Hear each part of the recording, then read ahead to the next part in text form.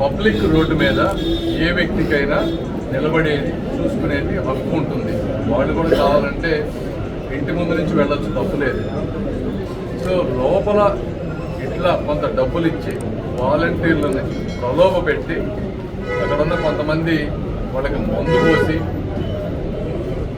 Telugu Desam party కార్యకర్తలను కానీ ఓట్లు వేసే వాళ్ళని కానీ ఇన్ఫ్లుయెన్స్ చేయాలనుకుంటున్నారు. నేను రెండే చెప్తున్నాను. మీరు వచ్చి కారు మీద దౌర్జన్యం చేశారు. దౌర్జన్యం చేసిన వ్యక్తుల ఫోటోలు కానీ వీడియోలు కానీ మొత్తం ఉన్నాయి. రెండోది, గవర్నమెంట్ వ్యవస్థకి కంప్లైంట్ చేశాం.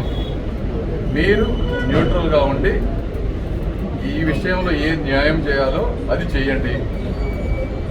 రెండోది, వాలంటీర్లకి చెప్పేది ఏంటంటే, మీరు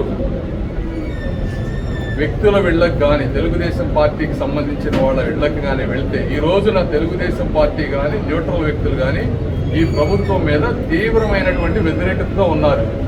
మీరు వెళ్ళి వాళ్ళని ప్రలోభ పెట్టాలని చూస్తే రేపు వాళ్ళు మిమ్మల్ని ఇళ్లల్లో పెట్టి తలుపేసి ఏదన్నా చేస్తే దానికి మేము బాధ్యులం కాదు.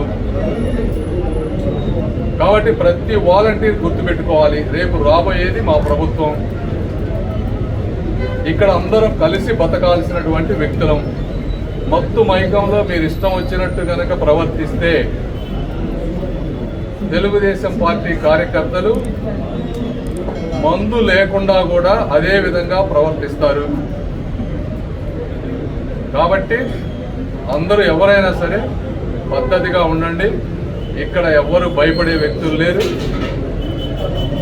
న్యాయబద్ధంగా చట్టబద్ధంగా ఒక డెమోక్రటిక్ వేలో ఎలక్షన్స్ చేసుకుందాం, ప్రశాంతంగా ఉందాం.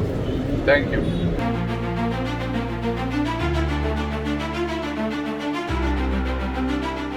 Like, share and subscribe to Rajaniti channel.